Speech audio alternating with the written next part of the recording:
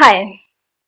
स्वरों का वर्गीकरण आज हम पढ़ने जा रहे हैं। इससे पहले वीडियो में हमने डाल चुकी हूँ कि वर्ण किसे कहते हैं, वर्णमाला किसे कहते हैं, ये बता चुकी हूँ। और उसमें वर्णमाला में स्वर और व्यंजन आते हैं, ये सबको बता चुकी हैं। और उसमें अयोगवाह जो वर्ण होते हैं ये कौन कौन से हैं वो भी बता चुकी हूँ। अब इसके आगे हम आगे चलते हैं। स्वरों का वर्गीकरण, स्वरों का वर्गीकरण कितने कैसे कैसे किया गया है ये बताने जा रही हूँ। स्वरों का एक तो हुआ है पहला जो बताने जा रही हूँ ये है मात्रा के आधार पर। ठीक, इसको मात्रा मात्रा के आधार पर, या कह सकते हैं इसको उच्चारण में लगा समय, उच्चारण समय। ठीक है, उच्चारण काल के आधार पर। इसको ऐसे भी बोल सकते हैं, उच्चारण उच्चारण काल, काल मतलब होता है समय के आधार पर। ठीक, आधार पर कितना बांटा गया है ये बताना चाह रही हूँ। इसके आधार पर पहला ये है मेरा। अब इसके अंतर्गत कितने आते हैं वो बताना चाह रही हूँ। मात्रा या ऑब्लिक कर दी हूँ तो मतलब या भी कह सकते हैं। उच्चारण काल, उच्चारण करते समय जो लगा समय, उस समय के आधार पर स्वरों को बांटा गया है। ठीक, हम कितना समय लगता है तो हम क्या कौन सा वर्ण, इसमें कौन कौन वर्ण आते हैं ये बता देती हूँ।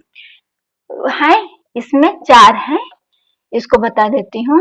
मात्रा के आधार पर, ठीक है, स्वरों का वर्गीकरण।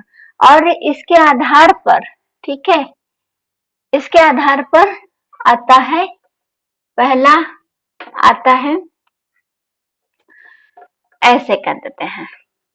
पहला है मात्रा के आधार पर बोलते हैं तो कहेंगे ह्रस्व स्वर। ठीक है, ह्रस्व स्वर। ठीक है, इसके आधार पर 3 है।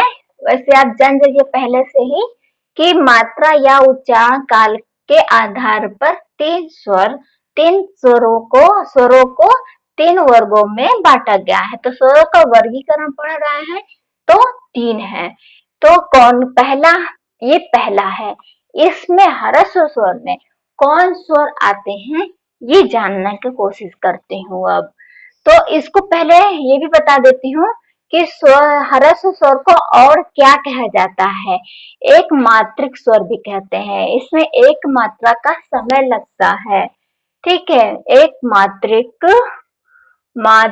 स्वर, एक मात्रिक स्वर। ठीक, और इसे लघु स्वर भी कहते हैं, लघु स्वर। ठीक है, लघु स्वर। तो हम जान गए कि मात्रा उच्चारण काल के आधार पर 3 में बांटा गया है। पहला है ह्रस्व स्वर, और ह्रस्व स्वर को क्या क्या कहते हैं, एक मात्रिक स्वर भी कह सकते हैं और लघु स्वर भी कह सकते हैं। तो मेरा इसमें कितने वर्ण, स्वर की कितने वर्ण आते हैं ये बताना चाह रही हूँ। ये है अ, ये है ई, और ये है उ, और ये है री। ये 4 स्वर आते हैं, 4 वर्ण आते हैं। ये हम जान जाएंगे कि 4 वर्ण आते हैं। किसमें है, मात्रा के आधार पर हम इसको बांट रहे हैं। तो पहले में बांटे हैं कि ह्रस्व स्वर, ह्रस्व स्वर ये है। कौन कौन से है ह्रस्व स्वर, पूछ लिया जाए एग्जाम में, क्वेश्चन ऐसे भी बनते हैं कि ह्रस्व स्वर कौन कौन है, ऐसे पूछ लेगा भी। और एक मात्रिक स्वर किसे कहते हैं ये भी पूछ सकता है, लघु स्वर भी किसे कहते हैं। तो यही 4 यही वर्ण हैं जिसे ह्रस्व स्वर भी कह सकते हैं, एक मात्रिक स्वर भी कह सकते हैं, लघु स्वर भी कह सकते हैं। ठीक है, एक मात्रा का समय लगता है उसे एक मात्रिक स्वर कहते हैं। ह्रस्व यानी मतलब छोटा, छोटा जो बड़े से छोटा हो, ठीक, उसे छोटा कहते हैं। अब आते हैं दूसरे नंबर पर, ये दूसरा है, दूसरा है दीर्घ स्वर। दीर्घ स्वर में बांटा गया है, दीर्घ स्वर।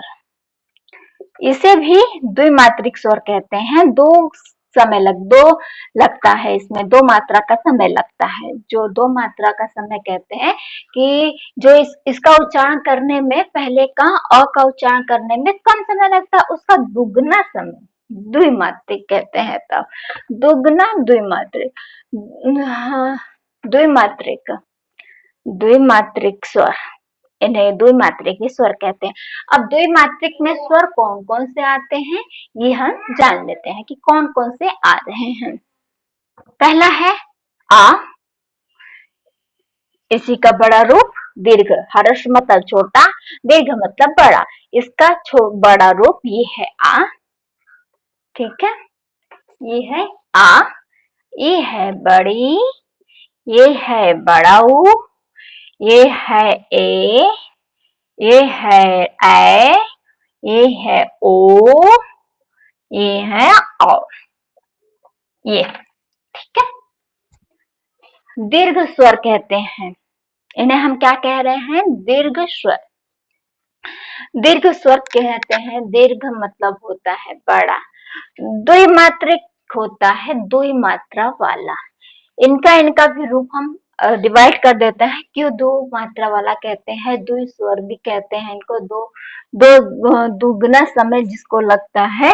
और दीर्घ में दो दो वर्ड आते हैं। कैसे हम बता देते हैं, इसका हम अ प्लस अ से आ हो जाता है। क्या कहते हैं? ई बड़ी मिलकर बन जाते हैं बड़ा। ये क्या करते हैं? ऊ प्लस ऊ बन जाते हैं बड़ा।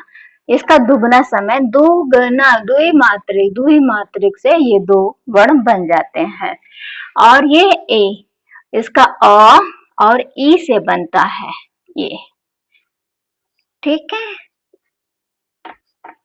और ये क्या है? इसका अ और ए से बनता है ऐ, ठीक। इन ओ का बता देती हूँ, अ और उ मिल जाते हैं, क्या बनते हैं? ओ, ठीक।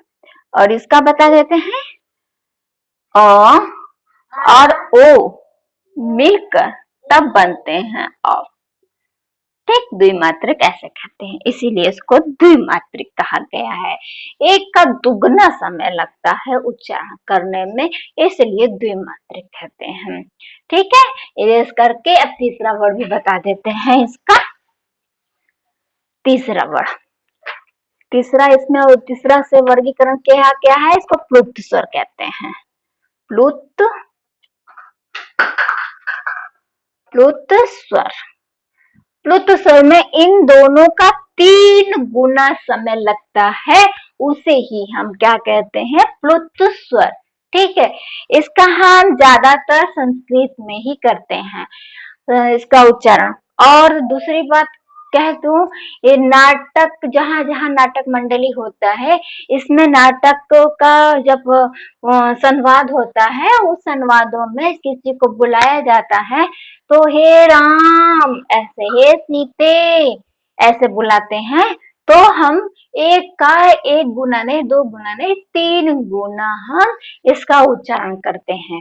और सीधे सीधे सिंपल बात हम कह सकते हैं, किसी भी वर्ड का हम 1 से 2 से 3 से ज्यादा समय लगाते हैं, 2 गुना 3 गुना समय लगाते हैं उसका उच्चारण करने में, तो हम क्या कहते हैं? प्लुत स्वर उसे कहते हैं। 3 से इसका सिंबल है, ठीक है, ये भी इसका सिंबल है। आजकल के हिंदी में ये सिंबल दिखता है, मगर बहुत पहले के हिंदी में देखेंगे तो ये सिंबल दिखता है, इसका सिंबल है, हाँ, प्रतीक है इसका। और जैसे हम राम बुलाते हैं तो राम ऐसे बुलाते हैं, ओम का उच्चारण करते हैं तो ऐसे बुलाते हैं, ऐसे ओम का उच्चारण करते ओम ऐसे बोलते हैं। इतना समझ में आ चुका होगा।